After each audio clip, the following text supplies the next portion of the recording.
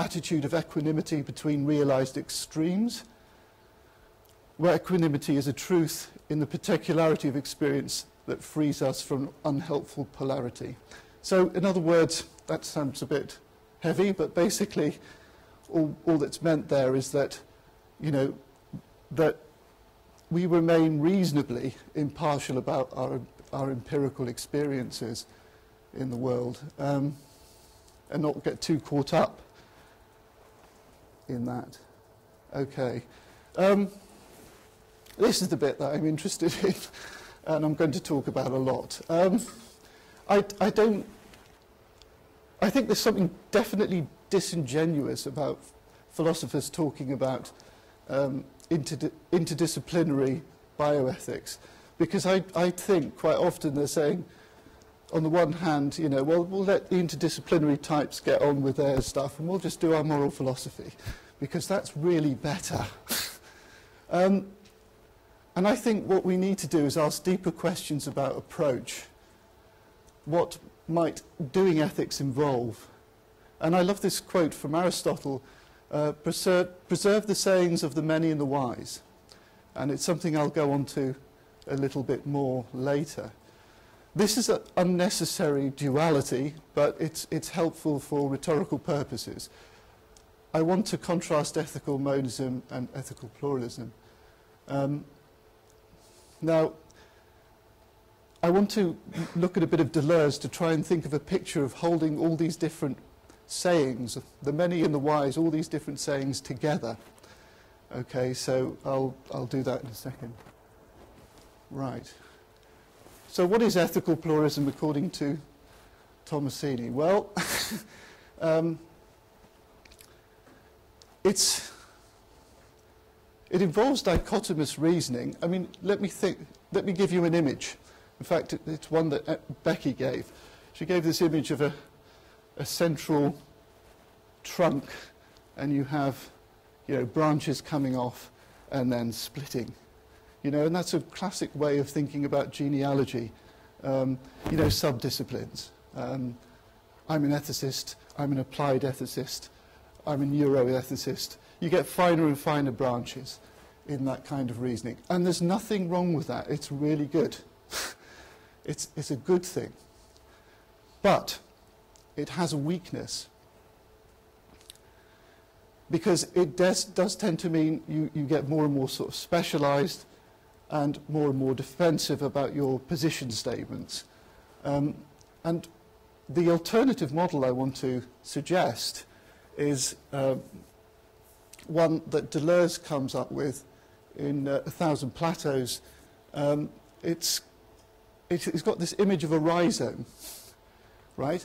And a rhizome is not an arboreal tree or something else. What he's doing is, and this is really quite interesting, is that he's saying, well, we can preserve disciplinary structure. We can allow dichotomous reasoning to exist, but at the same time, in the rhizome, you have this, you know, the growth of the tuber goes down. You have this splitting off, but you have lines of flight that move away from the rhizome and move to different areas and create new seedings of growth, right? And I think that's the image I want to think about when I look at this project. That's the image that's in my mind. I think I'm perfectly happy with sociological approaches to bioethics. Fine. Okay, I don't do that. I don't know much about it, but it's something we should preserve. Okay? And this is a nice little quote from Deleuze that I particularly like. Augment the number of connections. So just the rhizome allows for disciplinarity and the rigor that goes into disciplinarity, but it also allows for lines of flight and new disciplines to create their rigor and what they understand about their own discipline. Okay? I hope that makes sense. Right. So some of the features of this rhizomatic way of thinking, what's this about? Well, it involves multiplicity, rigor, and partiality, right? This is going to be controversial because philosophers are very attached to the notion of truth. I am very much. So, you know, we believe there are true answers, and we have a rigorous belief in truth. But that truth is dependent on our own sort of metaphysical assumptions about the world. So when I started reading Deleuze and some other post-structuralist writers, I started realizing that although I had a very sort of strong definition of what I thought was true, that was still a partial achievement in terms of thinking about some question. Okay.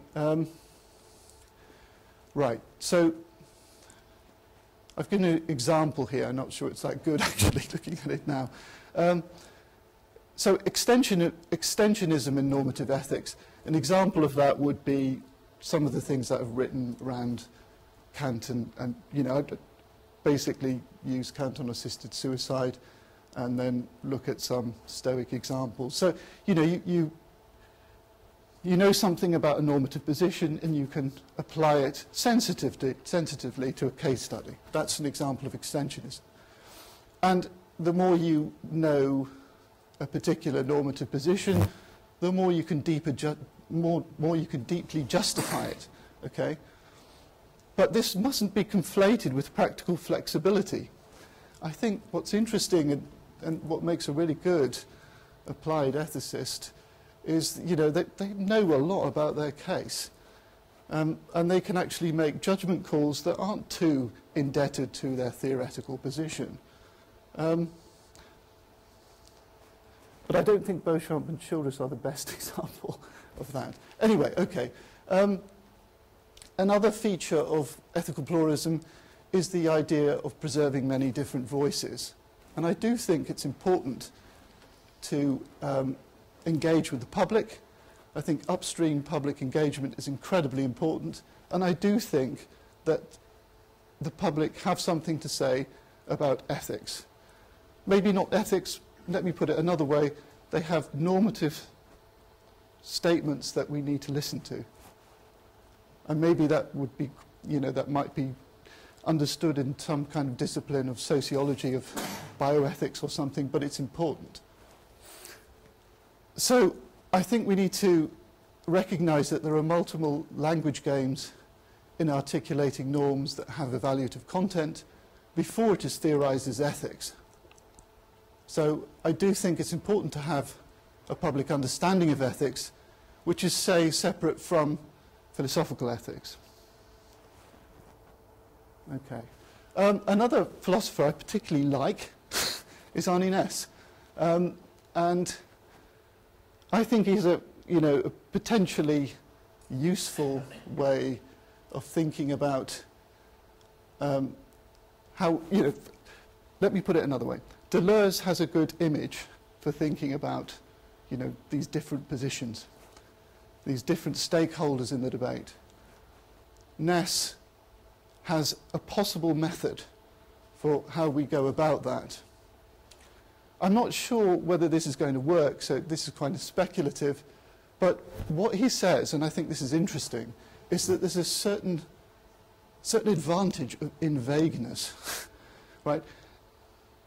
I can agree with someone who is into sociology on ethics, as long as it doesn't get too deep, in which case I'll disagree with them, right? But for certain